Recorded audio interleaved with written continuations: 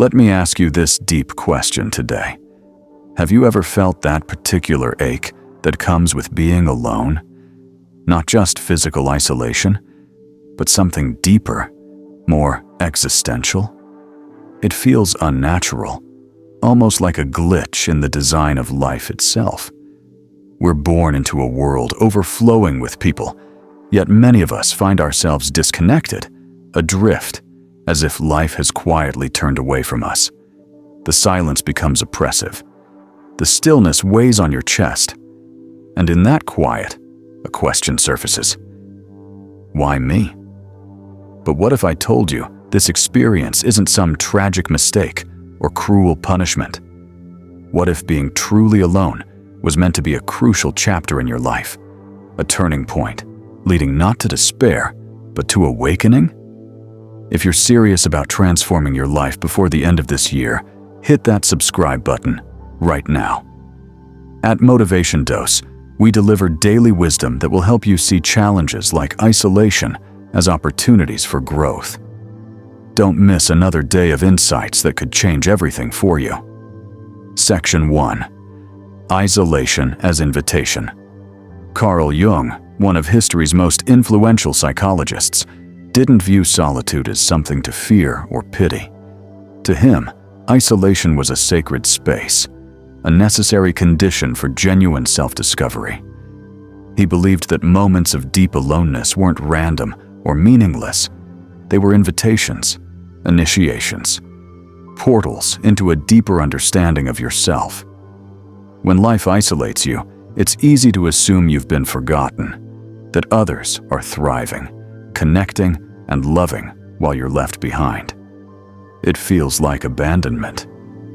But Jung understood something profound.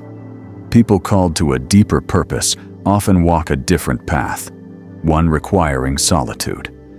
Not because they're unworthy of connection, but because the noise of the world would only drown out the inner transformation they're meant to undergo. Most see loneliness as failure, a symptom of something wrong. But from a deeper psychological and spiritual perspective, isolation is often the exact condition needed for profound growth. It's not life rejecting you, it's life preparing you. Think about those who've shaped our world, the thinkers, artists, spiritual leaders. Their greatness wasn't born in crowds or constant connection. It was forged in quiet, in separation, in moments when they had no choice but to look inward. The Buddha sat alone beneath the Bodhi tree. Jesus wandered the desert for 40 days. Jung himself retreated into deep reflection, documenting his inner journey in his famous Red Book. These weren't passive retreats. They were deliberate confrontations with the self. Section 2. The transformation process. Why is this necessary? Because transformation rarely happens in comfort. You don't evolve surrounded by distractions. True change occurs in silence, in discomfort, in the confrontation between who you think you are and who you truly are beneath all the layers. If you are in a season of isolation, consider this. Perhaps you're being prepared. Prepared for something that can only be discovered in the absence of noise, something powerful and uniquely yours. But here's the truth.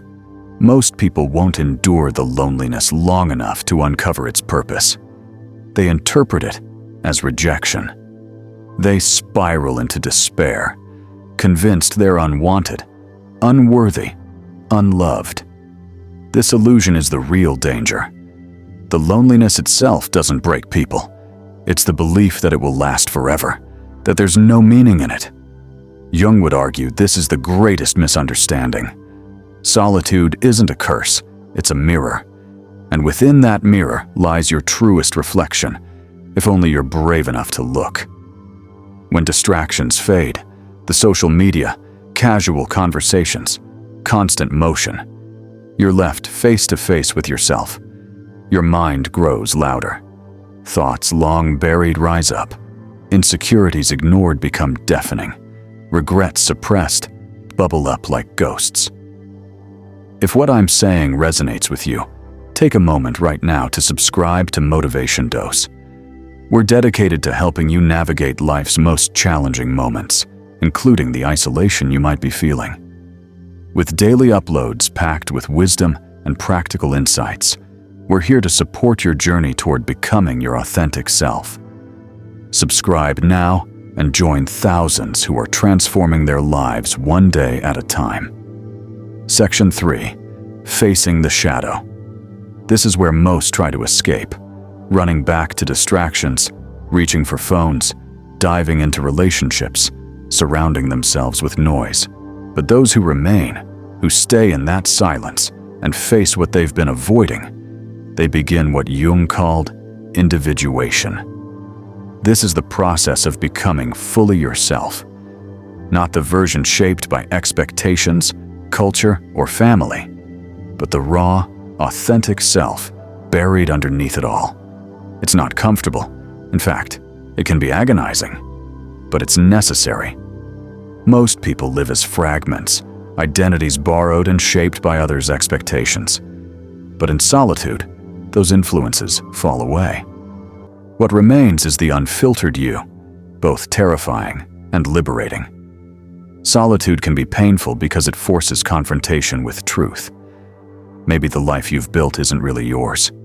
Maybe the person you've been isn't your real self.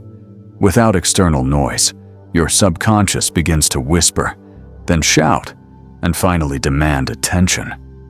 This isn't punishment, it's purification. The pain isn't senseless, it's sacred. It burns away illusion, clears the fog, strips away everything that isn't truly you. And in its place, something new emerges. Many reject this process. Instead of seeing solitude as opportunity, they see it as failure. They convince themselves they've been left behind, feeling cursed, falling into bitterness, wasting this rare opportunity by trying to escape rather than listening to what it's revealing. Jung warned against identifying with suffering. Yes, pain teaches, but it's not meant to be your home. You're supposed to learn from it, not live in it. The more you resist silence, the more it controls you. But when you embrace it, lean into it, sit with it, something incredible happens. You start to hear your true voice beneath the noise. Section 4. Emergence and integration. Those who emerge from solitude changed, stronger, wiser, more self-aware, aren't those who fought it. They're the ones who surrendered, who used the time to reflect, to unlearn, and to remember who they were before the world told them who to be. This is why isolation, though it feels like emptiness, is a sacred threshold, a passage, a trial by fire. Not everyone crosses it, but those who do are never the same. When truly alone, you enter a psychological wilderness with no signposts, no familiar distractions, no validation. You're left with only yourself. Terrifying, yes, but exactly the point. Solitude strips away the world's noise so you can hear what's always been speaking inside, your true self. Jung believed the unconscious mind, that hidden reservoir of desires, fears, instincts, and forgotten truths, becomes more accessible when we're removed from external influence. In the quiet, the unconscious speaks more clearly through feelings, dreams, memories, and sudden insights that seem to rise from nowhere. Society encourages us to keep moving, stay busy, avoid discomfort. But transformation requires stopping, pausing, feeling, listening, even when what you hear scares you. This is the alchemy of solitude, turning silence into selfhood. It doesn't happen in a single epiphany, but unfolds gradually, like a seed pushing through soil. First darkness, then pressure, then growth. But it requires cooperation. If you fight it, numb it, run from it, transformation cannot happen. There comes a moment, rarely loud, often subtle, when solitude begins to shift. The silence that once suffocated now feels sacred. The loneliness that ached now feels like peace. You've passed through the fire, but you don't return as the same person. Your values shift. Things that once excited you may feel hollow. Relationships you clung to may feel misaligned. You crave depth, sincerity, purpose. This integration is challenging. People may not understand your change.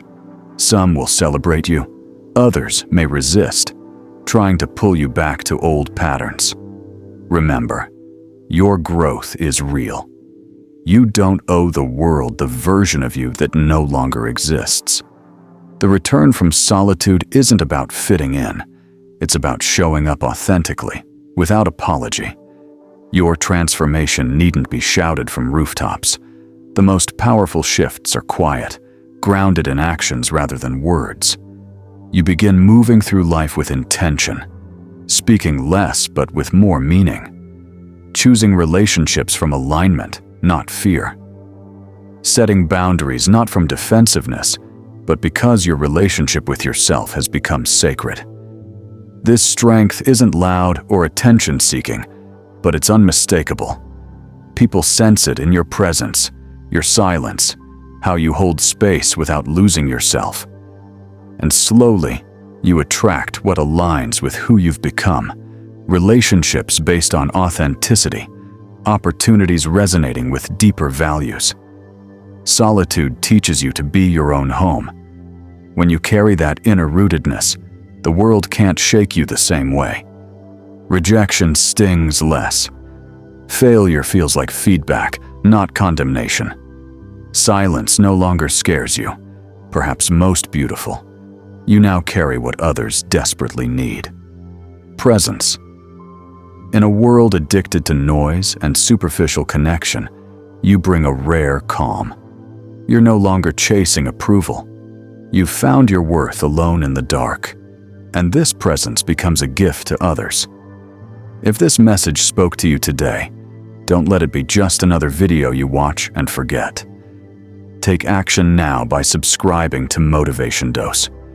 We're committed to delivering powerful content like this every single day to help you embrace life's challenges and transform them into opportunities. Hit subscribe, turn on notifications, and join our community of growth-minded individuals who are serious about becoming their best selves before this year ends. Your journey of transformation starts now. Subscribe, and let's walk this path together. Remember, the gift of solitude isn't escape, it's embodiment. The realization that you were never broken, never behind, never forgotten. You were simply being carved into something deeper. Now you're ready, not to go back to who you were, but to move forward as who you've become.